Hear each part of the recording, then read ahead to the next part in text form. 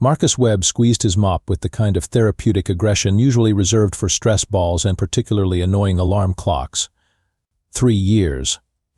3 long years of mopping up after the galaxy's most pompous collection of diplomatic disasters, and he still couldn't decide which was worse, the slime trails or the attitudes. "Excuse me, human," Ambassador Flurb oozed past him, leaving a trail of purple goo that somehow managed to smell like rotten fish and bureaucratic incompetence. The Fyrion blob didn't even glance down as Marcus immediately got to work with his industrial strength cleaner. But of course not. Why would a distinguished member of the Galactic Council acknowledge the existence of mere janitorial staff? Marcus had perfected the art of invisible competence. He knew exactly how much sanitizer it took to neutralize Fyrion slime, half a bottle, how to avoid Minister Clicks during his morning ritual complaints about improper filing protocols, hide behind the recycling units, and which corridors Captain Voss used for his daily power walks, all of them, because the man had the subtlety of a supernova. Webb. Captain Voss's voice echoed through the corridor like a particularly aggressive foghorn. "These floors better be spotless for the Rigelian trade delegation tomorrow. We can't have them thinking humans are incapable of basic hygiene." Marcus continued mopping, biting back approximately 17 different responses that would have gotten him fired faster than an airlock malfunction. The irony wasn't lost on him that Captain Voss, who apparently believed soap was optional and had never met a regulation he couldn't misinterpret, was lecturing anyone about hygiene. "Of course, sir," Marcus replied with the practiced neutrality of someone who'd learned that sarcasm was best kept internal. "Spotless floors are my specialty." If only they knew that 3 years ago, Commander Marcus Webb had been coordinating orbital bombardments and multi-fleet tactical maneuvers. Now his biggest challenge was getting alien bodily fluids out of industrial carpeting. Talk about a career pivot. The real Marcus Webb, the one who'd graduated top of his class from Earth's Special Forces Academy, who'd earned commendations in 7 different stellar conflicts, who'd developed the Webb maneuver. That was still taught in military academies that Marcus was buried so deep under janitors' coveralls that sometimes even he forgot he existed. Almost. Yeah. Minister Clicks skittered past on his 6 spindly legs, mandibles clicking in agitation. The quarterly efficiency reports are completely unacceptable. Section 12C clearly states that all documentation must be filed in triplicate with proper color coding, and yet... He paused mid-rant to glare at Marcus. "You there, janitor. Make sure you clean around the filing cabinets properly. I found a dust particle yesterday that was clearly visible to the naked eye." Marcus nodded respectfully while mentally calculating how many different ways he could disable a Chitaran using only cleaning supplies. Old habits. The thing about being invisible was that people said the most fascinating things around you. Like how Ambassador Flurb was embezzling reconstruction funds from the Fyrion colonies, or how Minister Clicks was secretly terrified that someone would discover he'd never actually read the regulations he loved citing, or how Captain Voss's last 3 military victories had actually been Marcus's strategies that Voss had stolen and claimed credit for during their brief overlap in service.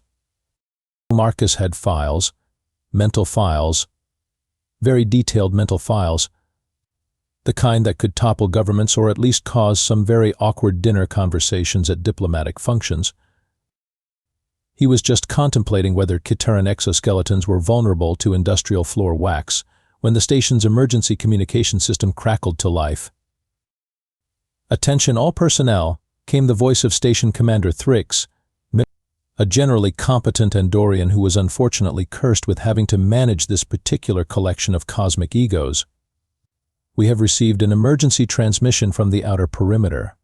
Unknown vessels approaching. All senior staff report to the command center immediately." Marcus watched with practiced amusement as the corridor erupted into organized chaos. Ambassador Flurb immediately began oozing toward the nearest escape pod, while simultaneously dictating emergency protocols to his assistant. Minister Clicks started hyperventilating about proper first contact procedures and whether the approaching ships had filed the appropriate arrival documentation. Captain Voss puffed out his chest and began barking orders at anyone within earshot, most of which contradicted each other and several basic laws of physics. None of them noticed Marcus calmly wringing out his mop and checking the nearest tactical display panel. Unknown vessels, large, moving in perfect formation. Energy signatures, unlike anything in the standard databases. Marcus's old instincts kicked in automatically, analyzing approach vectors, defensive positions, and potential threat assessments while his hands continued the mindless routine of cleaning equipment maintenance. Unknown vessels, Ambassador Flurb was saying, his voice pitched high with panic. But we haven't scheduled any unknown vessels. This is highly irregular. Perhaps they've forgotten to file proper approach requests, Minister Click suggested hopefully. I could prepare the standard forms for late documentation submission. Captain Voss straightened his uniform and marched toward the command center with the confidence of someone who'd never actually faced a real crisis. Gentlemen, leave this to the professionals. I'll handle our mysterious visitors. Marcus almost felt sorry for whatever was approaching the station. Almost. Matt? As the corridor cleared of panicking diplomats, Marcus allowed himself a small smile. After 3 years of invisible servitude, something interesting was finally happening. He just hoped the station's insurance was up to date. The command center of Nexus Prime looked like a documentary about evolutionary failure in action. Marcus had front-row seats to the disaster, having been summoned to ensure the viewing areas remain presentable during this critical moment. Translation: they wanted someone to clean up after them while they panicked. Ambassador Flurb had somehow managed to ooze himself into a corner where he was dictating increasingly hysterical messages to his assistant. No, delete that. Replace imminent doom with unexpected opportunity for cultural exchange. And add something about fruit baskets. Everyone likes fruit baskets. Minister Clicks had barricaded himself behind a stack of regulatory manuals, and periodically emerging to announce which subsections of the first contact protocols they were violating by the simple act of being contacted first. According to subsection 47B, paragraph 12, all first contact scenarios must be initiated by the junior diplomatic party after filing proper intentions with the Galactic Council in triplicate. This is completely backwards. Captain Voss had positioned himself at the main tactical display, pointing at random blips while issuing commands that demonstrated a fundamental misunderstanding of both tactics and basic spatial relationships. Move the defense platforms to grid 7 Alpha. No, wait, grid 12 Gamma. And someone get me a comprehensive threat assessment on these unknown vessels. Marcus quietly mopped around the chaos while listening to the actual threat assessment that was coming through the technical channels. The approaching fleet was massive, at least 40 vessels in perfect battle formation. Energy readings were off the charts, but showed no signs of charging weapons. Most interesting was the communication pattern. They were broadcasting on frequencies that hadn't been used by any known species in over 1,000 years. Sir, came the voice of Lieutenant Zara. The station's actually competent communications officer. We're receiving a transmission from the lead vessel.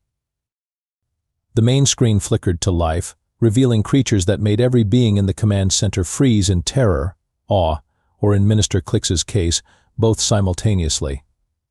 Dragons. Actual, legendary, thought to be mythical dragons.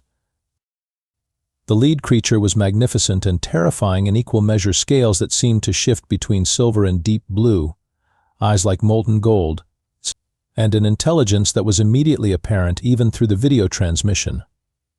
When it spoke, its voice carried the weight of eons. Greetings, inhabitants of this station. I am Fyrion the Ancient, first wing of the Dragon Sovereignty. We seek audience with the commander of this vessel.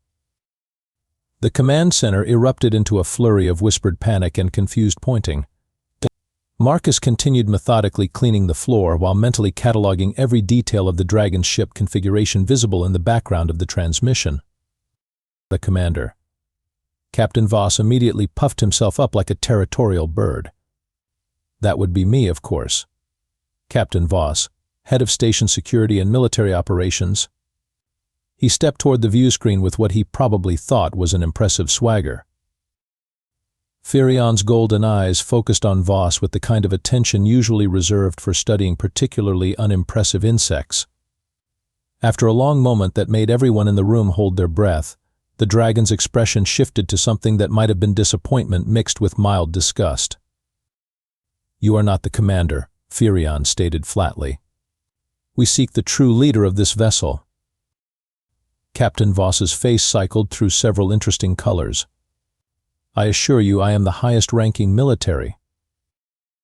Next, Fyrion interrupted with the dismissive tone of someone ordering from a particularly disappointing menu. Ambassador Fleur began oozing forward with what Marcus recognized as his diplomatic crisis routine. "Perhaps there's been a misunderstanding. I am Ambassador Fleur, Senior Diplomatic Representative of the Zephyrian Collective and Coordinator of Interspecies Relations for this sector. I'm certain we can resolve any confusion through proper diplomatic channels." "No," Fyrion said before Fleur could really get started on what was undoubtedly going to be a 20-minute speech about the importance of bureaucratic procedures. Minister Clix skittered forward, clutching a regulation manual like a security blanket. According to Galactic Council Directive 127C, all formal requests for command structure information must be submitted through proper channels with appropriate documentation. Fyrion's expression suggested he was beginning to understand why so many species chose warfare over diplomacy. "Silence," the dragon commanded, and the word carried enough authority to make everyone in the room instinctively step backward. "We know the commander is aboard this station. Our intelligence is quite specific. You will produce them within 1 standard hour, or we will assume this station represents a hostile force and respond accordingly." The transmission cut off, leaving the command center in stunned silence. Marcus wrung out his mop while watching 43 highly trained diplomatic and military professionals slowly realize they had absolutely no idea what to do next. "Well," Ambassador Fleur finally said, his voice climbing toward hysteria, "this is unprecedented. Completely unprecedented. I don't think we even have protocols for mythical creatures making ultimatums." "They're not mythical anymore," Captain Voss snapped, though his voice lacked its usual confidence. "They're very real and very heavily armed. Lieutenant Zara, get me a tactical analysis of their fleet composition." "Sir," Lieutenant Zara replied carefully, "our sensors are reading weapon systems that are, well, frankly impossible according to our current understanding of physics. And that's just the stuff we can identify." Minister Clix was frantically flipping through his manuals. "There must be something in here about dragon-related diplomatic incidents. Subsection, no, that's for sentient crystalline entities. Paragraph, no, that's for hive mind negotiations." Marcus finished cleaning the tactical display and casually glanced at the readings. Dragon ships were maintaining perfect formation at exactly the optimal distance for either immediate attack or immediate retreat. This classic uncertainty positioning. They wanted to be ready for anything but weren't committed to any particular course of action yet. "Maybe we should try sending them fruit baskets anyway?" Ambassador Fleur suggested weakly. "Or proper documentation." Minister Clix added, "Perhaps they just need to fill out the appropriate forms for requesting command personnel." Captain Voss was staring at the tactical display with the expression of someone who was beginning to realize that his contingency plans didn't include be threatened by mythical creatures with impossible weapons. Marcus methodically moved to cleaning the communication console. As he worked, he quietly activated several diagnostic routines that the panicking officers had forgotten to run. The station's defense systems were showing several concerning anomalies. Someone or something had been subtly sabotaging their defensive capabilities over the past few weeks. Interesting. He also noticed that the dragons weren't scanning the station randomly. Their sensor sweeps were following very specific patterns, almost as if they were looking for one particular person rather than just gathering general intelligence. Very interesting. 57 minutes remaining, Lieutenant Zara announced helpfully. "Right," Captain Voss said with forced authority. We need to figure out who they think is the commander of this station. Station Commander Thrix is at the Regelian peace talks, but maybe they mean. They said commander, not station commander, Ambassador Flurb interrupted. Maybe they mean military commander? Or diplomatic commander? Or, do we have any other kinds of commanders? Marcus continued cleaning while listening to the galaxy's finest minds slowly work their way toward complete panic. He absently reorganized the emergency supply cabinet that someone had been raiding for snacks, but ensuring that the actual emergency supplies were properly distributed and easily accessible. Just in case. 55 minutes, Lieutenant Zara updated, her voice carrying just a hint of the stress that everyone was feeling. Marcus looked around the command center at the assembled collection of experts, diplomats, and military personnel who were supposed to be capable of handling any crisis. Then he looked at the mop in his hands. This is going to be interesting, he murmured to himself, too quietly for anyone else to hear. 53 minutes and counting, and Marcus had never seen so many highly educated beings accomplish so little in such an impressive fashion. The command center had devolved into what could generously be called organized chaos, and more accurately described as a really expensive way to demonstrate incompetence. Captain Voss had appointed himself Supreme Commander of the Crisis Response Team, which mostly involved him pointing at things and declaring them either critical or unacceptable. Currently, he was glaring at a perfectly functional tactical display as if it had personally insulted his mother. "This can't be right," Voss muttered, jabbing at the screen. "These power readings are impossible. No species has weapon technology this advanced." Marcus continued cleaning around the tactical station while noting that the readings were actually quite consistent with theoretical dragon tech that had been classified in his old Earth Special Forces briefings. Theoretical, apparently, being the operative word. Also classified, which explained why Captain Voss was staring at the data like it was written in ancient hieroglyphics. "Perhaps we should contact the Galactic Council for guidance?" Ambassador Flurb suggested from his corner, where he'd been dictating increasingly frantic diplomatic messages. Surely they have protocols for dragon-related incidents? "The Galactic Council is in emergency session because of the Regelian crisis," Minister Clix replied without looking up from his regulation manuals. "And according to subsection 23A, emergency consultations require a minimum 48-hour advance notice unless filed under exception clause 14B, which requires unanimous approval from." "Clix," Captain Voss interrupted. "If you cite one more regulation, I'm going to use you as a diplomatic offering to the dragons." Marcus suppressed a smile while reorganizing the emergency communication protocols that were scattered across 3 different workstations. Someone had clearly been trying to establish contact with external authorities, but they'd been using completely wrong frequency modulations. He quietly corrected the settings while appearing to simply dust the equipment. 47 minutes remaining, Lieutenant Zara announced.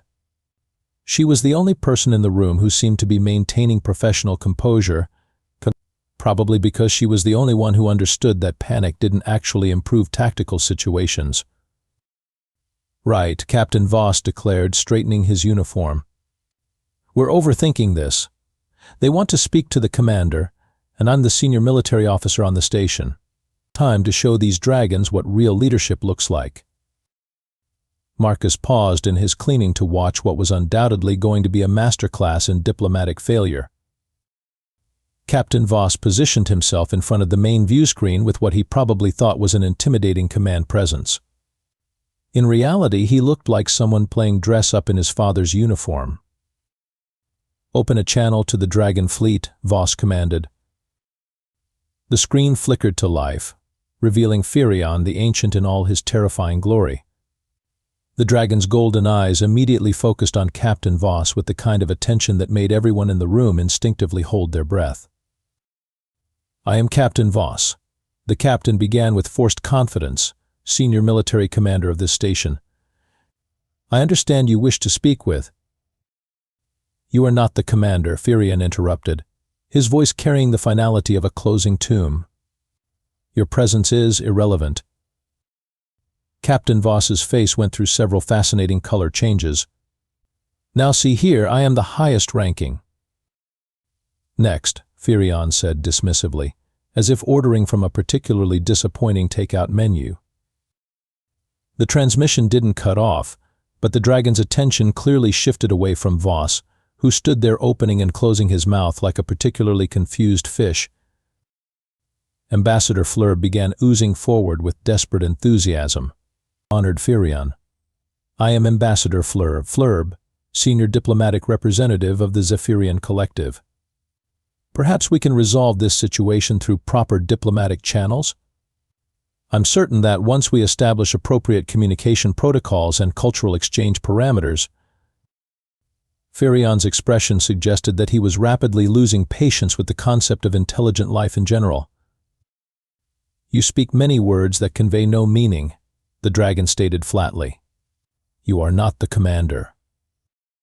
"But surely diplomatic precedent," Fleur began. "Next," Fyrion repeated with the tone of someone who was beginning to consider the benefits of simply destroying everything and starting over. Minister Click skittered forward, clutching his regulation manual like a shield. According to Galactic Council Directive 47C, all requests for command personnel must be submitted through proper channels with appropriate documentation in triplicate.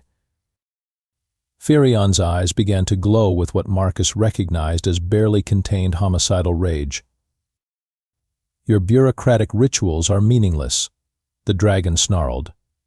"We seek the commander who led the defense of the Zephyrian colonies, the strategist who developed the tactics that saved 17 worlds from the border wars, the warrior whose name is spoken with respect even in the dragon courts."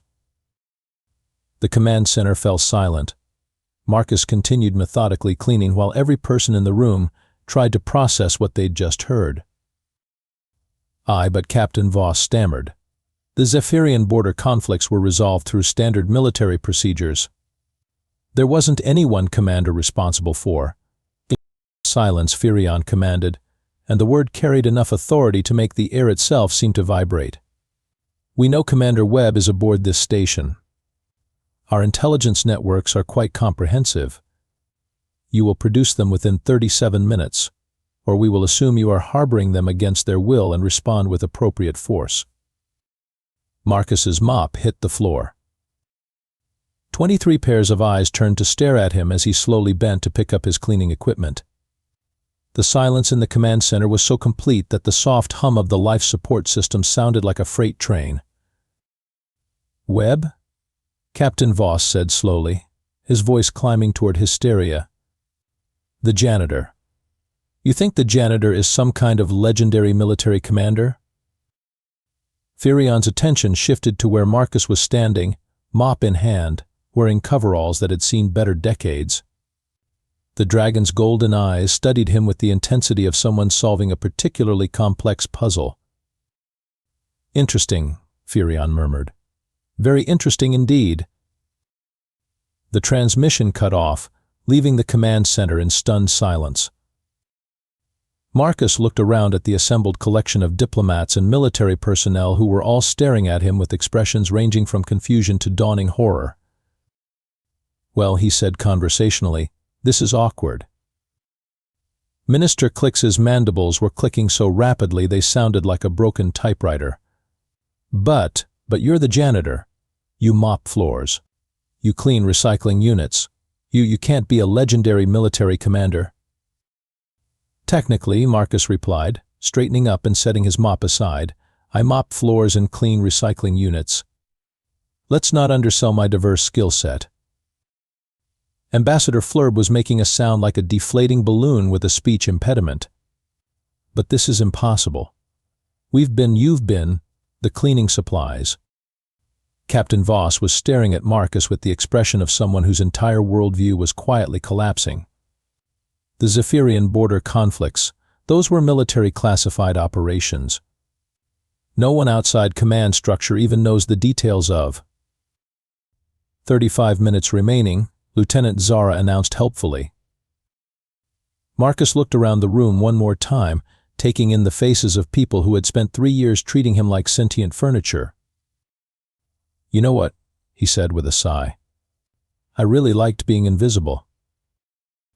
The soft chime of an incoming transmission echoed through the command center, and Fyrion's face reappeared on the main screen. "Commander Webb," the dragon said, his voice now carrying a note of amused respect. "Perhaps we could speak directly?"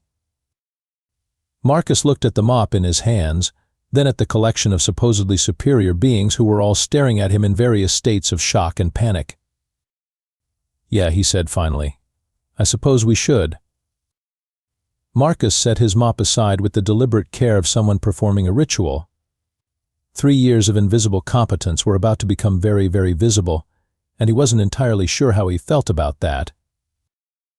"Commander Webb," Fyrion said again, his golden eyes focused intently on Marcus. The dragon's voice carried a warmth that hadn't been present during his conversations with the other station personnel. "It is an honor to finally speak with you directly." The command center was so quiet that Marcus could hear Ambassador Flurb's nervous oozing and Minister Clix's mandibles clicking in rapid-fire confusion. Captain Voss looked like someone had just explained quantum physics using interpretive dance. Marcus approached the communication console with the casual stride of someone who'd done this 1,000 times before, which, technically, he had. "Fyrion the Ancient," Marcus replied, switching to the formal address patterns of the old draconic battle tongue without conscious thought. The guttural syllables flowed from his mouth like he'd been speaking them yesterday instead of 3 years ago. First wing of the dragon sovereignty. "I greet you with respect, though I confess surprise at this reunion." Behind him, Marcus heard what sounded like Minister Clix dropping his regulation manual. Fyrion's massive head tilted slightly, and something that might have been amusement flickered in his ancient eyes. "You speak the old language well, Commander. As you spoke it when you negotiated the safe passage of our merchant ships through the Zephyrian war zones." "I remember," Marcus said simply, though I wasn't expecting that conversation to make such an impression. "Modesty ill suits a warrior of your caliber," Fyrion replied. "The Dragon Court still speak of your tactical brilliance during the border conflicts. 17 worlds protected. 4 million civilian lives saved. The greatest coordinated defense in recent galactic history, orchestrated by a single strategic mind." Captain Voss made a strangled sound. But those were standard military operations, regional command decisions. There wasn't any single person responsible for. Marcus turned slightly, and for the first time in 3 years, Captain Voss was on the receiving end of Commander Webb's attention instead of the janitor's practiced invisibility. "Captain," Marcus said quietly, "perhaps you should sit down." There was something in his voice, a quiet authority that made Voss take an involuntary step backward and then, almost without conscious thought, sink into the nearest chair. Ambassador Flurb was oozing in small, agitated circles. "But this is impossible. Marcus, you empty trash bins. You fix broken recycling units. You brought me coffee last Tuesday." "I brought you coffee every Tuesday," Marcus corrected gently. "For 3 years. You never said thank you once." "The strategist who developed the Webb maneuver," Fyrion continued, apparently enjoying the chaos he was creating in the command center, hiding among janitors and diplomats.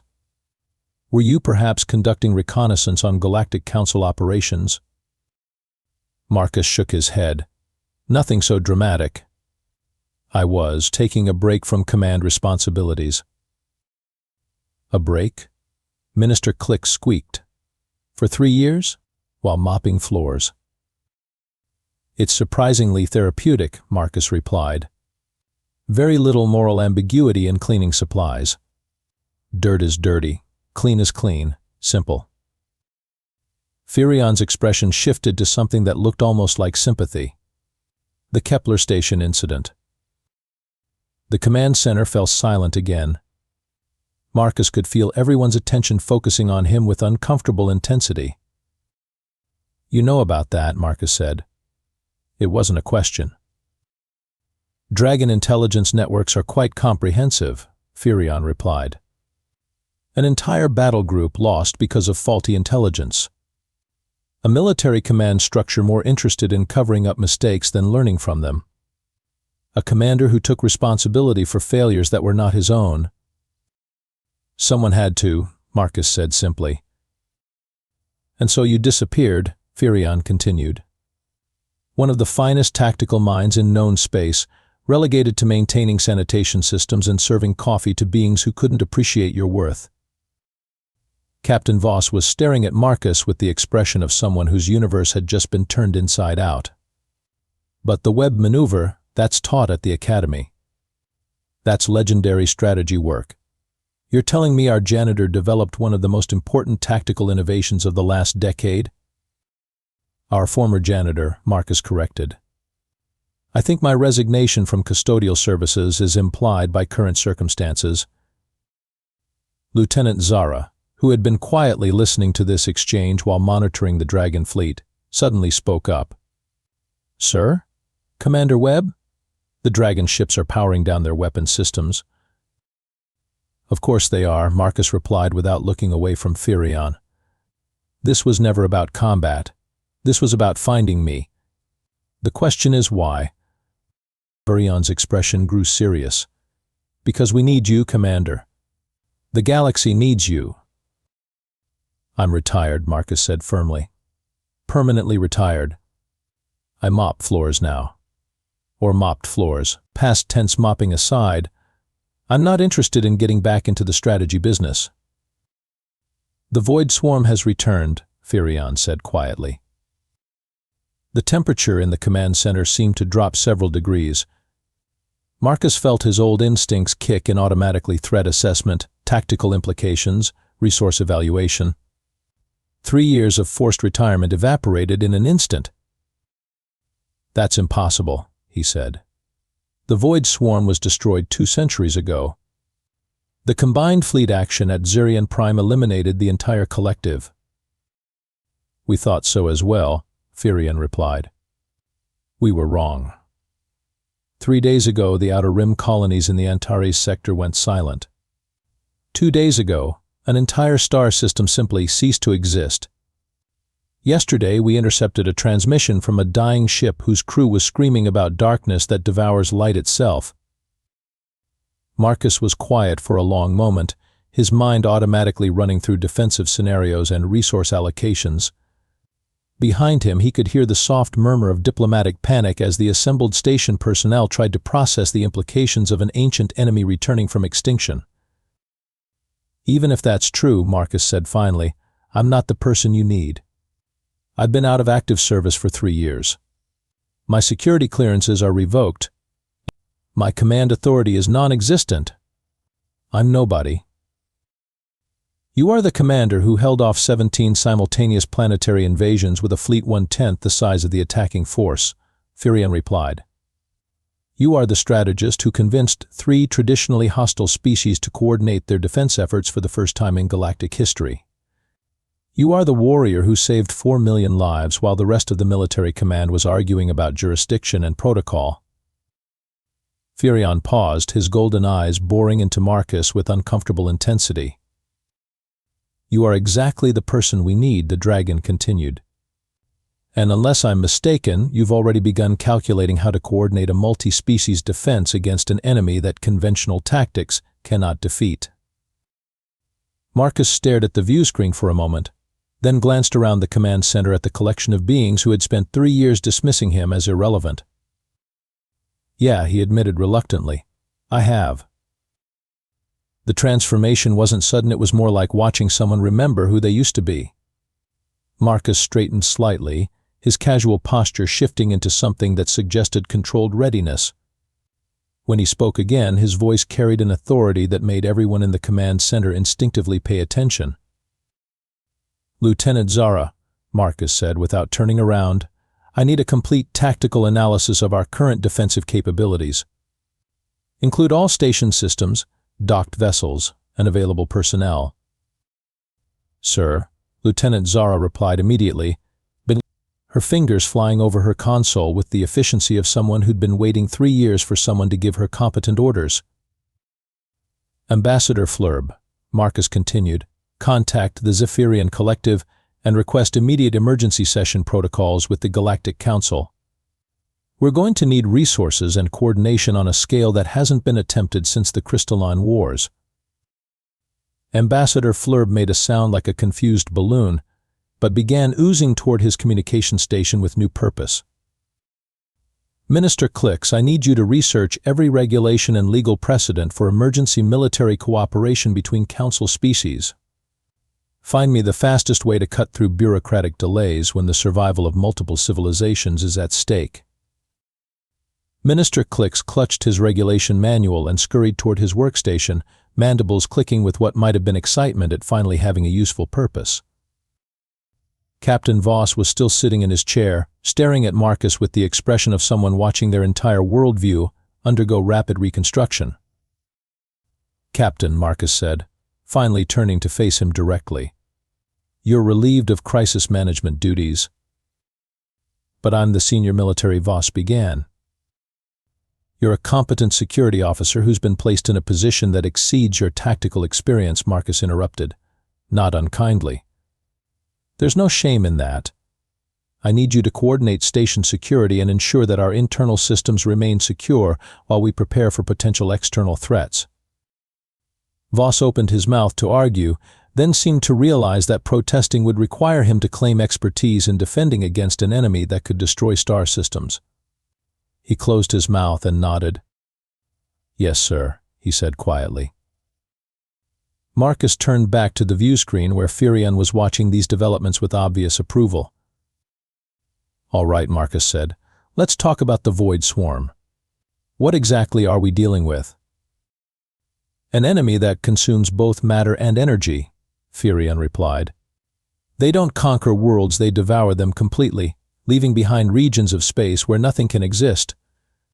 Our records from the original conflict suggest they're a collective intelligence that operates through some form of dimensional manipulation." Marcus nodded grimly, which explains why conventional weapons were ineffective the first time around. You can't destroy something that exists partially outside normal space-time. The combined Dragon-Zurian fleet action 2 centuries ago succeeded only because we managed to trap the entire swarm collective in a dimensional pocket, Fyrion continued. "We thought they were destroyed. Apparently we only delayed them." "Lieutenant Zara," Marcus called, "what's our current estimate on Void Swarm advancement speed based on the pattern of system disappearances?"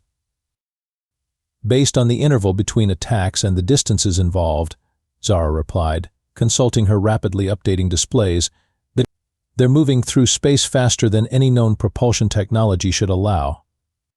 At current speed, they'll reach core Council worlds within 6 standard months. 6 months to organize a defense against an enemy that can erase star systems," Marcus mused. "And we're starting with a collection of species that can barely agree on trade regulations." "Hence why we need you," Fyrion said simply. Marcus was quiet for a moment, his mind automatically running through strategic possibilities. Behind him, the command center had transformed from chaotic panic into organized activity as everyone focused on their assigned tasks. "I'll need access to classified military databases from at least 7 different species," Marcus said finally. "Dragon Tactical Archives, Chitaran Defense Protocols, Zephyrian Fleet Compositions, Human Special Forces Intelligence, everything we have on dimensional warfare and collective enemy psychology." That level of security access would require authorization from multiple government levels, Minister Clicks called from his workstation. The bureaucratic requirements alone would take months too. "Clicks," Marcus interrupted, "find me the emergency war powers provisions." "Every species has them.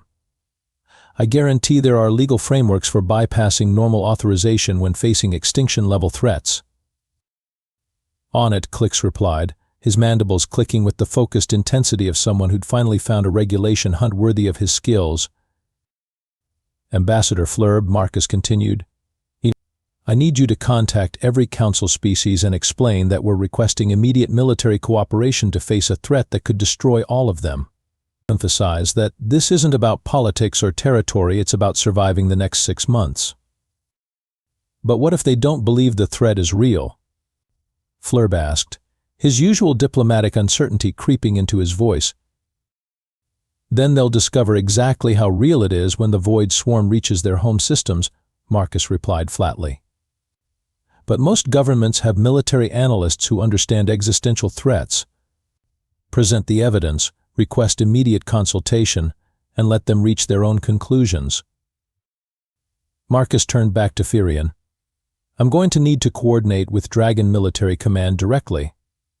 Can you arrange transportation to your fleet? Already arranged, Fyrion replied with something that might have been a smile. We've prepared quarters aboard our flagship that should meet human environmental requirements. Good. Lieutenant Zara, you're coming with me as tactical liaison. I'll need someone who understands both our communication systems and Dragon operational protocols. Sir, Zara replied immediately. I'll prepare the necessary interface equipment. Captain Voss had been listening to this exchange with growing amazement. Commander Webb, he said hesitantly, what about station operations? Diplomatic schedules? The Rigelian trade negotiations? Marcus looked at him with mild surprise. Captain, there won't be any trade negotiations if the void swarm devours the galaxy. I'd suggest focusing on the more immediate priority. Voss nodded slowly, the reality of the situation finally sinking in.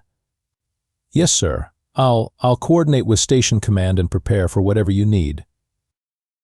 Actually, Marcus said, pausing to consider, there is something you can do. The station's defense systems have been subtly sabotaged over the past few weeks. Someone's been weakening our capabilities in preparation for something. I need you to find out who and why. Voss straightened, finally finding familiar ground. Internal security investigation. Yes, sir. I can handle that. Good. Marcus turned back to Fyrion. How soon can we move? Every hour we delay gives the swarm more time to advance. Immediately, Fyrion replied.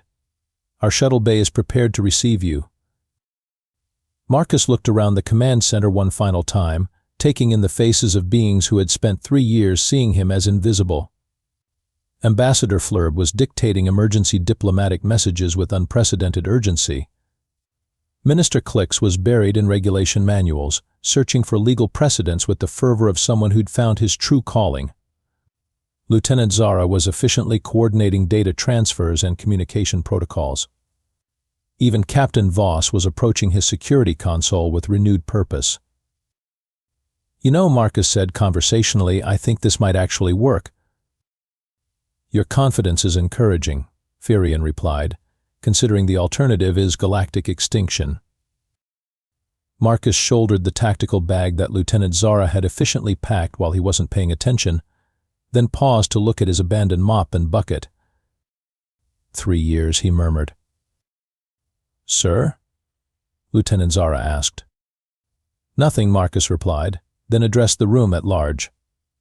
I'll be coordinating operations from the Dragon flagship. Ambassador Flurb, I want hourly reports on diplomatic progress. Minister Clix, send me everything you find on emergency cooperation protocols. Captain Voss, keep the station secure and find our saboteur. He paused at the exit to the command center and turned back to face them. And people? For what it's worth, you've all done good work today. Better than most military commands I've served with. The command center crew straightened with visible pride, even Ambassador Flurb managing to look less gelatinous and more dignified. One more thing, Marcus added with a slight smile. If anyone asks where I've gone, tell them the janitor got a promotion. 3 months later.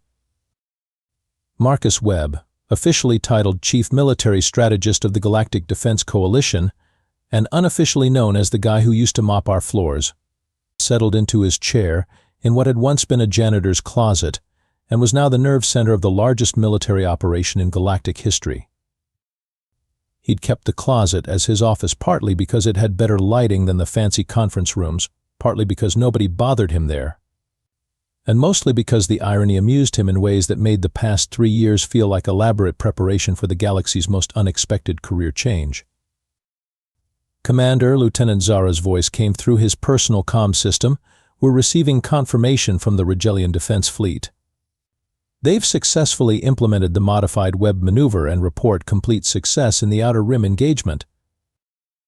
Marcus leaned back in his chair, the same uncomfortable station-issue chair he'd used for storage 3 months ago, and allowed himself a moment of satisfaction. The Void Swarm had been expecting conventional resistance.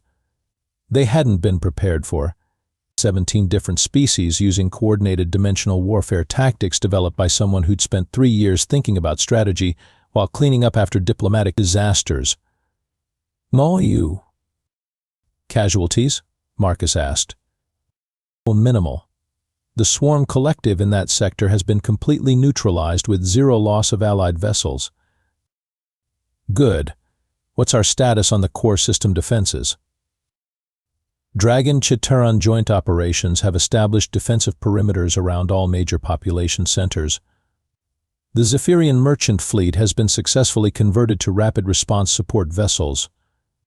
And Ambassador Flurb wants you to know that the emergency diplomatic protocols have been formally adopted by the Galactic Council. Marcus smiled. Ambassador Flurb had discovered that emergency diplomacy moved much faster than regular diplomacy and it had become something approaching competent when he wasn't bogged down in standard bureaucratic procedures. He still left slime trails, but now he brought Marcus coffee every Tuesday and actually said thank you. And Minister Clix? Still researching legal precedents, but he's found 17 different emergency cooperation frameworks that are streamlining resource allocation. He's also discovered that emergency regulations are much more interesting than normal regulations. Minister Clix had turned out to be remarkably useful when given regulations that actually mattered. Who knew that someone obsessed with proper protocol could be exactly what you needed when coordinating the legal framework for multi-species military cooperation? Captain Voss found the saboteur. Turns out it was a Void Swarm advance agent that had been infiltrating station systems for months. Voss managed the investigation and arrest without any diplomatic incidents. Captain Voss had embraced his role as Chief of Internal Security with the relief of someone who'd finally found a job that matched his actual skills. He was much better at catching spies than he was at grand strategy, and everyone was happier with the arrangement. Marcus's comm chimed with an incoming priority transmission. The holographic display showed Fyrion's familiar draconic features, though the ancient dragon looked considerably more relaxed than he had 3 months ago. Commander Webb, Fyrion said, his voice carrying the warm respect that Marcus was still getting used to after years of being invisible. I have excellent news from the Dragon Courts. The Void Swarm's core collective has been located and successfully contained using the dimensional trap protocols you developed. Contained permanently this time? Marcus asked. The dragons have constructed a dimensional prison that should hold them for several millennia, possibly permanently. More importantly, we've established monitoring systems to detect any similar threats before they can advance beyond the Outer Rim systems. Marcus nodded with satisfaction.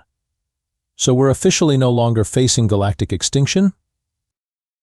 Officially, no. Unofficially, the Galaxy Defense Coalition has proven so effective that several species are requesting permanent military cooperation agreements. Ah, Marcus said with amusement. So my temporary emergency appointment is about to become permanent? The Galactic Council has formally requested that you accept the position of Supreme Military Coordinator for Multi-Species Defense Operations, Fyrion replied. With full diplomatic immunity, unlimited resource authorization, and a salary that would make most planetary governments envious. Marcus was quiet for a moment, considering the offer. 3 months ago, he'd been mopping floors and emptying trash bins while some of the galaxy's most powerful beings treated him like sentient furniture. Now those same beings were offering him one of the most influential positions in known space. I'll accept, he said finally, on one condition. Name it. I keep this office. I like the janitor's closet. It's got character. Fyrion's laughter was a sound like distant thunder mixed with genuine amusement. Agreed. though I suspect your new diplomatic liaisons might find the accommodations unconventional. They'll adapt, Marcus replied with a grin. If they can handle working with someone who used to clean their offices, they can handle working in a closet. After ending the transmission, Marcus leaned back in his chair and looked around his small office. The shelves that had once held cleaning supplies now contained tactical displays and communication equipment. The walls were covered with star charts and fleet deployment schedules instead of maintenance schedules and supply inventories. But in the corner, almost hidden behind a strategic planning terminal, sat his old mop and bucket. Just in case. Marcus's personal comm chimed with a message from Ambassador Flurb, Commander. The Regelian trade delegation is requesting a meeting to discuss incorporating defense cooperation clauses into their commercial agreements. Also, thank you for the coffee last Tuesday. Another message from Minister Click, sir. I found 14 additional emergency protocols that could be adapted for peacetime interspecies cooperation. Also, I've prepared the proper documentation for your new position in triplicate with appropriate color coding.